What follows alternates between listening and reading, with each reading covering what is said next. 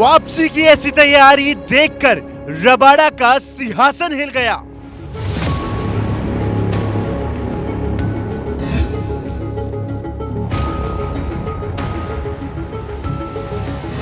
हार्दिक को मैदान पर अफ्रीकी गेंदबाजों का इलाज मिल गया।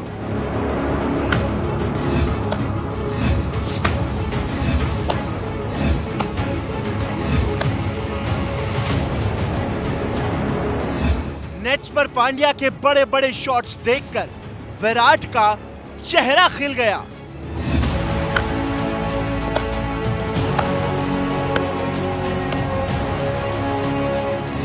पांड्या जी की मेहनत देखकर विरोधी का मुंह सिल गया।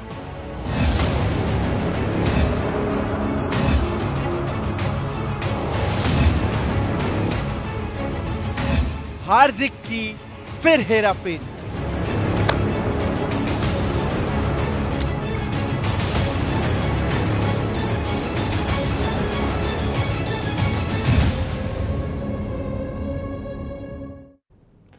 वेस्टइंडीज दौरे पर हार्दिक पांड्या का सिलेक्शन नहीं हुआ था, वो अवेलेबल नहीं थे, लेकिन अब दक्षिण अफ्रीका के खिलाफ T20 सीरीज में हार्दिक पांड्या आपको मैदान पर नजर आएंगे और वो भी पूरी होमवर्क के साथ। नमस्कार, आप देख रहे हैं हमारी ये खास पेशकश और मैं हूं राजीव मिश्रा। आज बात करेंगे हार्दिक पांड्या के फिर हेरा फेरी की और आपको बताएंगे कि इस हेरा फेरी में क्या कुछ हुआ है क्रिकेट के मैदान के अंदर, क्रीज पर किस तरह से उन्होंने हेरा फेरी की और इस हेरा फेरी से क्या कुछ फायदा होगा भारतीय टीम को। भारतीय कप्तान क्यों बहुत खुश नजर आ रहे हैं, जिस तरह की बल्लेबाजी नेट्स में करते नजर आए हार्दिक पांड्या, इन सभी मुद्दों पे बातचीत करेंगे। और हार्दिक पांड्या का आना भारतीय टीम के लिए कितना फायदेमंद होगा, बैलेंस के लिहाज से इस मुद्दे पे भी बातचीत करेंगे।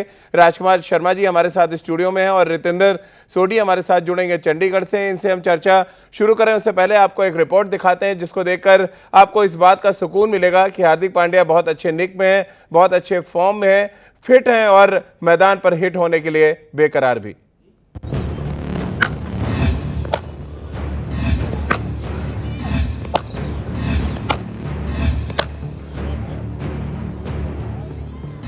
पीटने के मूड में है पांड्या जी। हर शॉट्स में है जान।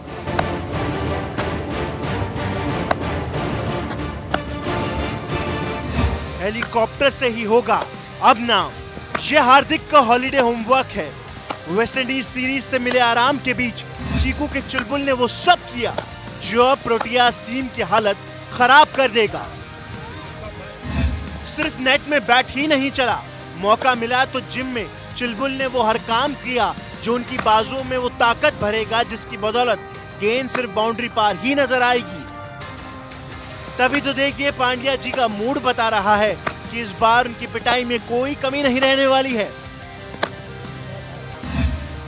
विश्व कप के सेमीफाइनल को छोड़कर बाकी मुकाबले में उनका स्ट्राइक रेट 140 का रहा, यानी जो जख्म हरा रह गया था अब उसे भरने का वक्त आ गया है। और सामना भी उसी टीम के खिलाफ है जिसके साथ खेलते हुए अब तक पांड्या की पावर नजर नहीं आई है। साउथ अफ्रीका के खिलाफ हार्दिक ने अब तक तीनों फॉर्मेट में जितने भी मैच खेले हैं उसमें अब तक वो कुछ खास नहीं कर पाए हैं, लेकिन अब वक्त का पहिया घूमा है। 2017-18 की टीम मेजबान नहीं इस बार मेहमान बनकर आई है, तो खातिरदारी में भी कोई कमी कैसे छूट सकती है। तभी तो अपने हॉलीडे होमवर्क को हार्दिक ने इतना सीरियसली ले लिया है कि उनकी पावर देखकर एक बात तो साफ समझ आ रही है कि पांड्या जी इस बार पीटने के मूड में है।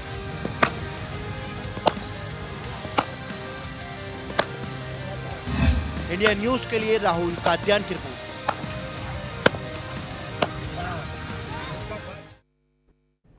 तो हार्दिक पांड्या फिर हेरा फेरी करने के मूड में है, लेकिन यह हेरा फेरी इस बार मैदान पर भारतीय टीम के लिए बेहद फायदेमंद होगी क्योंकि क्रीज पर वो हेरा फेरी कर रहे हैं, यानी कि क्रीज का इस्तेमाल कर रहे हैं और वहां पर वो बड़े बड़े शॉट्स खेलने की कोशिश कर रहे हैं। और जिस तरह का बैट स्विंग देखने को मिला हमारी इस रिपोर्ट में, उसको देखकर राजकुमार जी बहुत खुश नजर आए, क्योंकि राजकुमार जी बहुत कम ऐसे क्रिकेटर्स हैं जिनका बैट स्विंग इतना तेज हो। डेफिनेटली जिस तरह की पावर जनरेट करते हैं वो अपने बैट स्विंग से वो बहुत ही लाजवाब है। और राजीव हम देखते हैं कि वो जहां पर खड़े होते हैं नॉर्मली वहां पर कोई भी प्लेयर इतना चांस नहीं ले सकता, इतना डीप क्रीज के अंदर खड़े होते हैं और वो प्रिपेयर्ड रहते और हैं वो प्रैक्टिस में नजर आ रहा है जो हम देख रहे हैं। बिल्कुल, और उसी चीज़ की प्रैक्टिस कर रहे हैं वो कि इतना पीछे खड़े हुए हैं और फिर उस अपनी बैकलिफ्ट से और बैट स्विंग से वो इतनी दूर हिट करते हैं क्योंकि वो वेट कर रहे होते हैं कि स्लॉग ओवर्स में आपको यॉर्कर्स ज़्यादा डाले जाएंगे और वही उसी की वो प्रैक्टिस कर रहे हैं। तो एक अच्छी सोच है हार्दिक पांड्या की तरफ से। आपको लग रहा है जो कुछ रबाडा ने चैलेंज किया, जिस तरह से हेनरिक्स ने गेंदबाजी की,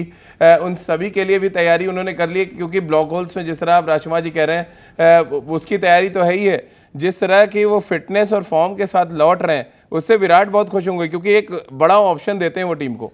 बिल्कुल, देखिए मैच विनर है, इसमें कोई डाउट ही नहीं है और उन्होंने हमेशा करके दिखाया है कि ऐसे ही नहीं उनको एक अच्छा ऑलराउंडर या मैच विनर कहा जा रहा है, उन्होंने ये प्रूव किया है ओवर द पीरियड और वो करते आ रहे हैं, कंसिस्टेंटली करते आ रहे हैं। बॉलिंग में अगर आप देखें राजीव बहुत इंप्रूवमेंट की है और बैटिंग जो उनकी मेन स्ट्रेंथ है वो कभी भी एक मैच को एक तरफा कर सकते हैं। कितना ही बड़ा हम टारगेट चेज कर रहे हो, कितनी बड़ी एवरेज हो, 12 की एवरेज हो, तो भी हार्दिक पांड्या जब तक होते हैं तो वो लगता है कि हम चेज कर सकते हैं। तो कोई भी कप्तान बहुत खुश होता है ऐसे प्लेयर का आप अपनी टीम में होने के लिए कि अगर ऐसा प्लेयर है जो मैच जिता सकता है।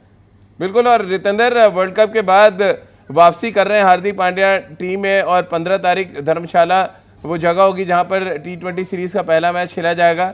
कितना सुकून होगा कप्तान को, एक उनका जो बेस्ट ऑलराउंडर अवेलेबल है इंडिया में वो टीम के साथ जुड़ेगा। राजीव, ये जो आपने लफ्ज का इस्तेमाल किया ना, बेस्ट ऑलराउंडर जो अवेलेबल है, जी हाँ, यही आपके पास बेस्ट ऑलराउंडर हैं जो इस समय अवेलेबल हैं, अच्छी फॉर्म में हैं और बेहतर ऑलराउंडर बन जाते अगर बॉलिंग पे काम करते तो वो कर रहे हैं। तो मुझे ऐसा लग रहा है जब हम बात करते थे आज से 3-4 साल पहले कि ऑलराउंडर कब मिलेगा, तो वो तलाश अब खत्म हो सकती है हार्दिक पांड्या के। और ये जो अब सीरीज है ना बहुत इंपॉर्टेंट है, धर्मशाला का मैच, और जैसे भी राजकुमार जी ने बात की, आपने बात की, जो उनकी बैट स्विंग है, लंबे छक्के मार सकते हैं, पिवटल रोल प्ले कर सकते हैं, मैच विनर हैं और मुझे पूरा भरोसा है ये जो सीरीज साउथ अफ्रीका वाली है ये हार्दिक पांड्या के लिए, उनके फ्यूचर के लिए बहुत कारगर साबित होगी। तो चलिए, हमने एक पोल भी किया और इस पोल में हमने ये जानने की कोशिश की कि T20 फॉर्मेट में वर्ल्ड के जो गिने चुने ऑलराउंडर्स हैं उनमें एक पोल कराया हमने। बेन स्टोक्स, शाकिबुल हसन और हार्दिक पांड्या के बीच में ये पोल आप देख सकते हैं कि T20 क्रिकेट का बेस्ट ऑलराउंडर कौन है, और 66% वोट यहाँ पर हार्दिक पांड्या को मिले हैं T20 फॉर्मेट। हम यहाँ टेस्ट क्रिकेट की बात नहीं कर रहे हैं, वनडे क्रिकेट की बात नहीं कर रहे हैं। 24% वोट मिले हैं बेन स्टोक्स को और 10% वोट मिले हैं शाकिबुल हसन को। सैंपल कलेक्शन की बात करें तो 10,000 लोगों से ये सैंपल कलेक्ट किया था हमने एक वेबसाइट के माध्यम से, और इस वेबसाइट के माध्यम से ही हमने ये पोल करवाया जहां पर हमने ये जानने की कोशिश की कि हार्दिक पांड्या भारतीय क्रिकेट और भारतीय टीम के लिए कितने ज़रूरी है। रितेंद्र, ये पोल आपको आपकी जो सोच है उसके हिसाब से जा रहा है या थोड़ा सा आपको चौंका रहा है? चौंका भी रहा है और सोच के हिसाब से भी जा रहा है क्योंकि राजीव ज्यादा आप जानते हैं ये जो स्टैट्स है ना, they don't actually reveal the truth, क्योंकि यहाँ पे कहाँ पे परफॉर्मेंस हुई है, किस सिचुएशन में हुई है, वो देखना बहुत जरूरी है। But all said and done, अगर हम बात करें मशक्कत की तो हार्दिक पांड्या कर रहे हैं। और आपने भी देखा जब वो एक ट्रेजेडी इनके साथ हुई थी, एक अनवांटेड जो हमने जो बातें हार्दिक पांड्या की बाहर आई थी, वो जो शो हुआ था, उसके बाद जैसे वापसी की है उसके लिए कैरेक्टर चाहिए, क्योंकि बहुत से लोग डिप्रेस हो सकते थे, शेल में जा सकते थे, लेकिन हार्दिक पांड्या वापस क्रिकेट ग्राउंड में गए, नेट्स में गए, मेहनत की, वापसी की भारतीय टीम में, और अब मौका है एक बड़े ऑलराउंडर के रूप में वापसी करने का। लेकिन राजकुमार जी, अगर आपके व्यूज पे जाए तो आप तो हमेशा बेन स्टोक्स की बहुत तारीफ करते हैं। क्या आपको लग रहा है ये जो सैंपल कलेक्शन हमने किया है एक वेबसाइट के माध्यम से और जो कुछ प्रैक्टिस सेशन में हमने दिखाया, कितना इंपॉर्टेंट है इस समय हार्दिक पांड्या, मौजूदा जो सिनारियो है इंडियन क्रिकेट का, उसमें हार्दिक पांड्या का रोल कितना इंपॉर्टेंट आप देख रहे हैं? बहुत इंपॉर्टेंट है राजीव, अनडाउटेडली बहुत बड़े मैच विनर हैं, लेकिन जो ये स्टैट्स आए हैं वो ज़रूर चौंकाने वाले हैं, क्योंकि आप बेन स्टोक्स को इतना नीचे नहीं रख सकते, ना ही शाकिबुल हसन को। इसमें अगर मेरे से अगर आप पूछें तो मैं शायद 40 दूंगा हार्दिक पांड्या को, और उन दोनों को 30-30 तो ज़रूर दूंगा, क्योंकि वो दोनों भी बहुत शानदार खिलाड़ी हैं। और स्पेशली बेन स्टोक्स, जो उन्होंने पिछले दिनों, खैर वो फॉर्मेट दूसरा था, लेकिन जो करके दिखाया वो भी बहुत लाजवाब था, और वो भी एक शानदार खिलाड़ी हैं। लेकिन हार्दिक पांड्या की जहाँ तक आप बात कर रहे हैं, अनडाउटेडली वो एक मैच विनर है और भारत के लिए बहुत बड़ी एसेट है T20 क्रिकेट और वनडे क्रिकेट में। वेस्ट इंडीज़ को तीनों फॉर्मेट में हराने के बाद अब भारतीय कप्तान हिंदुस्तान पहुंच चुका है, और जाहिर सी बात है वो हिंदुस्तान की सरजमी पर अब दक्षिण अफ्रीका को हराना चाहेंगे। और राजमा जी, 3 चैलेंजेस हमने दिखाए, आपको सबसे इंपॉर्टेंट चैलेंज क्या लग रहा है? देखिए, बहुत ज़्यादा बड़ा चैलेंज मुझे नहीं लग रहा कि भारतीय टीम जिस तरह की क्रिकेट खेल रही है राजीव की बहुत बड़ा होगा, लेकिन हाँ, साउथ अफ्रीका को आप कभी भी हल्के में नहीं ले सकते, स्पेशली उनकी फास्ट बॉलिंग, जिस तरह की गेंदबाजी है उनके पास, तो बड़ी हॉस्टाइल और अच्छा पेस है उनके पास, तो वहाँ पे भारत को थोड़ा सा केयरफुल रहना होगा, क्योंकि 6 फास्ट बॉलर्स लेके आए राजमा जी, और 1 ऑलराउंडर अगर जोड़ लें तो 7 फास्ट बॉलर 15 की टीम है। क्या बैलेंस है, ये भी अपने आप में एक बड़ा सवाल है। और विकेट लाइक धर्मशाला राजीव, वहाँ पे वो वाकई में जहाँ पे कैरी होता है, वो इस समय मेरे ख्याल से इंडिया का शायद फास्टेस्ट विकेट होगा, तो वहाँ पे वो ज़रूर भारतीय बल्लेबाजों के लिए मुश्किलें पैदा कर सकते हैं। आपको क्या लग रहा है रितेंद्र, कितनी इंपॉर्टेंट सीरीज ये लग रही है विराट के लिए? क्योंकि T20 में दक्षिण अफ्रीका टीम भी एक्सपेरिमेंट कर रही है, भारतीय टीम भी एक्सपेरिमेंट मोड में है। किस तरह से आप देख रहे हैं इस सीरीज को? 7 फास्ट बॉलर लेके आई है दक्षिण अफ्रीका। राजीव, 7 की जगह अगर 12 भी ले आती ना, तो ये इंडियन विकेट्स हैं, इंडियन कंडीशंस हैं, और मुझे हमेशा से लगता है कोई भी टीम अगर भारत आती है, अगर उसके खेमे में अच्छा स्पिनर नहीं है, रिस्ट स्पिनर नहीं है, या फिंगर स्पिनर नहीं है, वो स्ट्रगल करेगी। और साउथ अफ्रीका फास्ट बॉलर्स के दम पे आ तो रही है, लेकिन ये दम बहुत जल्दी टूटेगा, और मुझे यहां पे T20 या टेस्ट क्रिकेट दोनों फॉर्मेट में व्हाइट वॉश नजर आ रहा है। साल 2019 का अगला चैलेंज दक्षिण अफ्रीका है। दक्षिण अफ्रीका की टीम धर्मशाला पहुंच चुकी है, जहां पर सीरीज का पहला T20 मैच खेला जाएगा। और ऐसे में रितेंद्र, सीरीज का पहला मैच और भारतीय टीम शुक्रवार को पहुंचेगी वहां पे, किस तरह से आप देख रहे हैं वेस्ट इंडीज से मिली जो जीत है उसका कॉन्फिडेंस कितना बढ़ाएगी? और दूसरा, दक्षिण अफ्रीका ने अपने बड़े तमाम जो नाम है उनको रेस्ट दिया है इस सीरीज के लिए, अंडर 19 की काफ़ी प्लेयर्स हैं इस टीम में, ये दक्षिण अफ्रीका के इस मूव को किस तरह से आप देखते हैं?